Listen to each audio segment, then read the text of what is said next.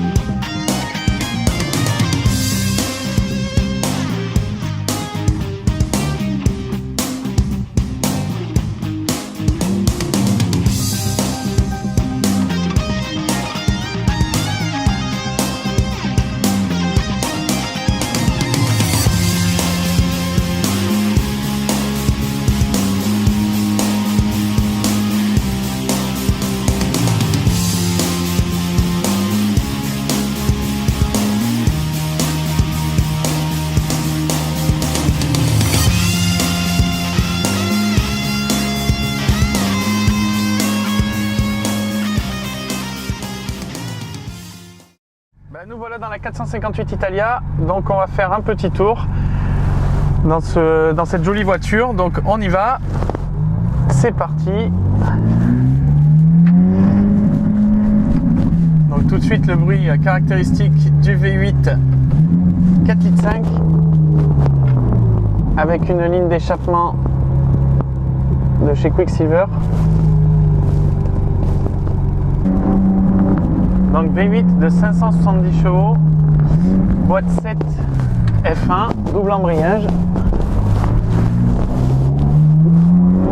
efficacité maxi. Il y a plusieurs modes de conduite, donc là je l'ai mis en sport, c'est-à-dire il y a une bonne réactivité de la boîte, mais il y a encore toutes les protections électroniques, on va dire. Donc on garde le tracking control, on garde tout ce qui est ABS, EPS. Ils appellent ça le CBT. Voilà. Je ne vous ferai pas la traduction parce que c'est de l'italien et j'y comprends rien. Donc voilà. Donc quand tu la laisses sur sport, disons que tu es un terrien normal. Après, si tu as peur, tu peux la mettre en, comme je viens de faire, en wet.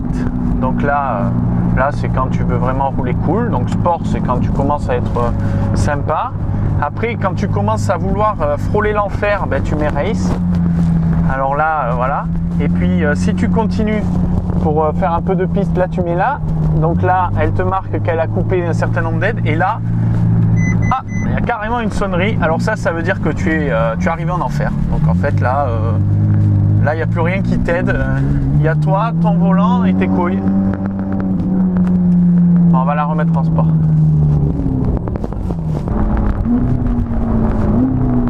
Donc c'est une voiture, comme dit souvent GMK, qui est fatigante au quotidien, puisqu'en fait dès qu'on est en ville c'est pas du tout adapté, donc très raide, même s'il y a un petit mode pour assouplir les suspensions qui est là.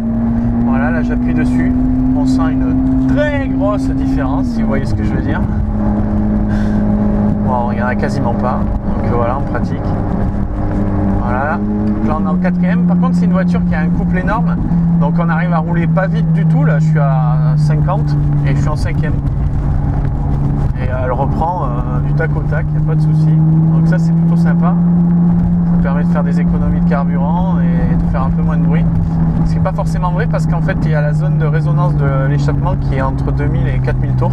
Et paradoxalement elle fait presque moins de bruit à 4000 tours qu'à 2000, où elle résonne énormément. Et ça c'est voulu par les ingénieurs de Ferrari parce que le son typique de Ferrari il est très rock en bas et très aigu en haut. Ensuite chez Ferrari, vous voyez, il y a le volant qui concentre l'ensemble des boutons et des données de la voiture. Donc vous avez tout, là c'est pour les clignotants.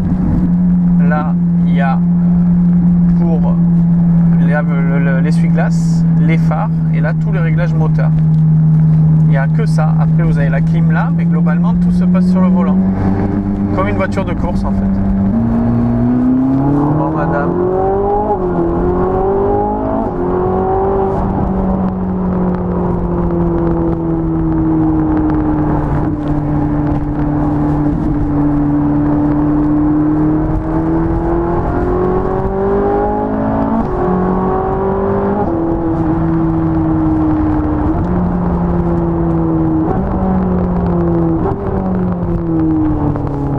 Accélération franche, bon là on roule cool, hein, on n'est pas... Le bruit est fabuleux, la boîte est d'une efficacité infernale. Donc là on est dans une vraie supercar, hein, on n'est pas... Alors autant la Corvette c'est une voiture qui marche très fort, mais ça reste une muscle car qui est quand même assez perfectible en termes de suspension, de freinage, de tenue de route. Là on est vraiment sur une voiture de course qui a été routifiée, stradale comme ils disent hein, les Italiens, c'est-à-dire une voiture de course qui a été équipée pour la route. Voilà. Alors que la plupart des autres voitures, que ce soit la RS5 ou la C6, c'est plus des voitures de sport, c'est-à-dire des voitures de tous les jours qui ont été coursifiées, on va dire.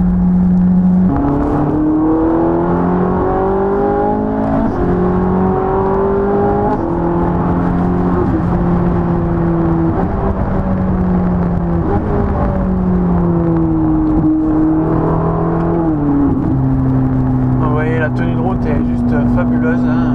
On n'a pas l'impression de tourner et pourtant j'ai même pas mis le mode suspension course hein, puisqu'on roule cool, donc j'ai gardé mon mode de suspension bosselé et malgré tout la voiture est une vraie lame.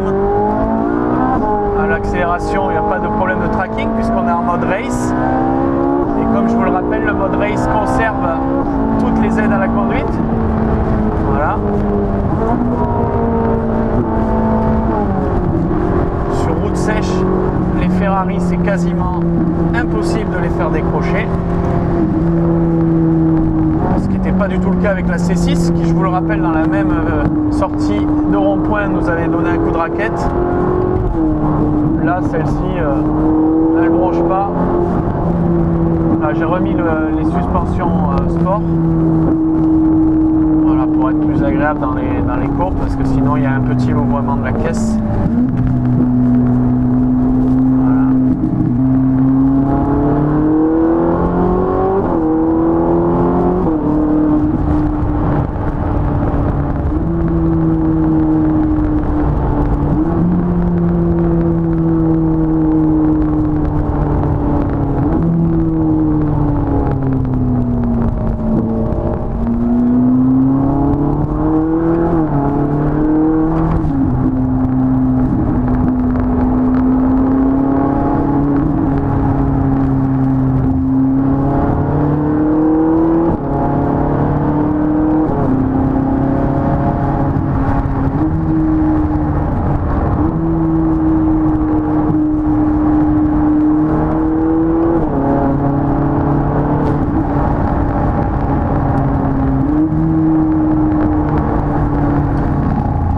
Au début, quand on a mis cet échappement, le Quicksilver, on a tout de suite pensé que la voiture était trop bruyante, qu'au quotidien ça serait très compliqué. Et enfin, personnellement, moi j'ai mis deux petites semaines à m'habituer. Alors maintenant, je m'y suis fait.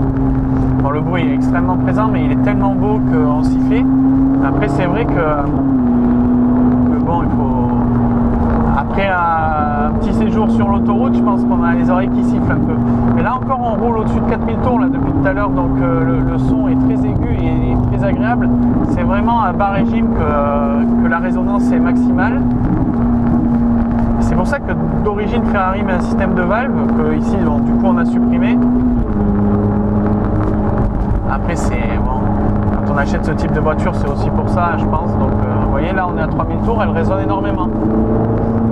Et là, on va passer 4000, hop, ça s'égaye.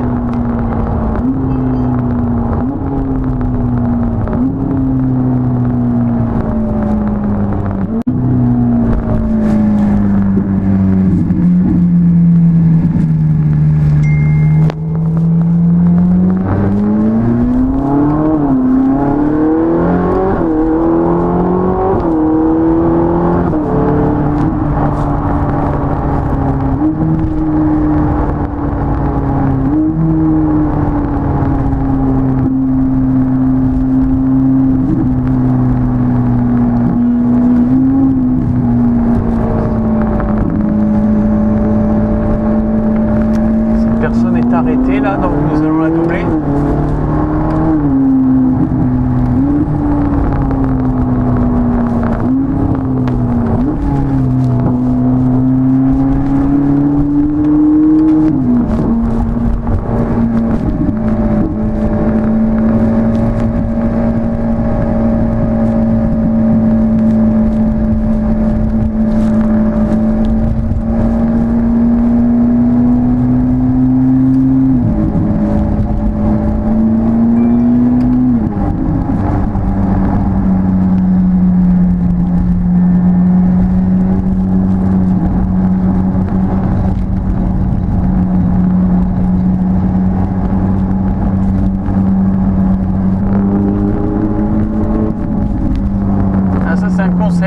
Tu cours à côté du scooter avec le casque. Il y a bien des nazes, ça se confirme.